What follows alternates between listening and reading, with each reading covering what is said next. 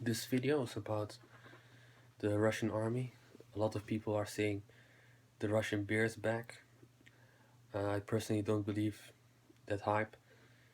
It is true that Russia is causing trouble in Crimea, eastern Ukraine, Georgia, and Syria. But if you look at the Russian army, it's a very outdated army. Most of its equipment is from the 90s. It is true that um, Russia is doing a modernization program of their army. For example, in 2010, they announced a modernization program um, of their aircrafts, heavy bombers, and also their fleet, the navy. And it was a $700 billion program. But in the meantime, a lot of things happened since 2010. For example, Russia invaded Crimea and in the West started implementing sanctions. Also, the oil and gas prices have been dropping a lot in the last year or so. And the last year, Russia had a negative growth of 4%. That, of course, is going to complicate things for uh, Russia's Russia's budget. Uh, there's absolutely no way that Russia is going to be able to continue this modernization program.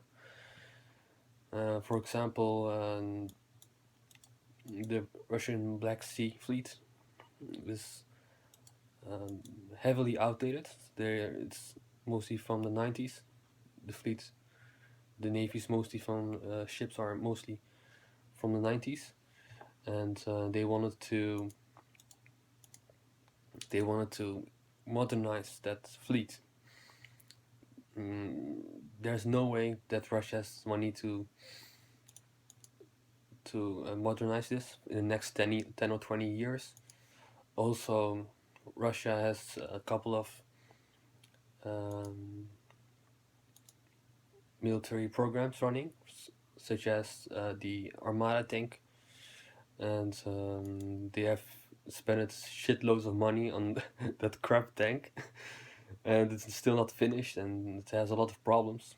In the last parade of the Russian army, the Armada tank broke down. Seriously, if the economic situation continues like it does, I think Russia won't be able to, finish the current Russian military equipment, such as Armada tank. They're also planning a lot of other economic military projects, but I don't think they are going to be able to, finish the current ones because they have the economy is going totally down the shitter. And I think the oil prices will stay where they are because there's a lot of other countries there that are producing gas and oil now. Turkey's starting to produce or buy from Azerbaijan, from from Israel, and from other countries like Iraq and countless other countries.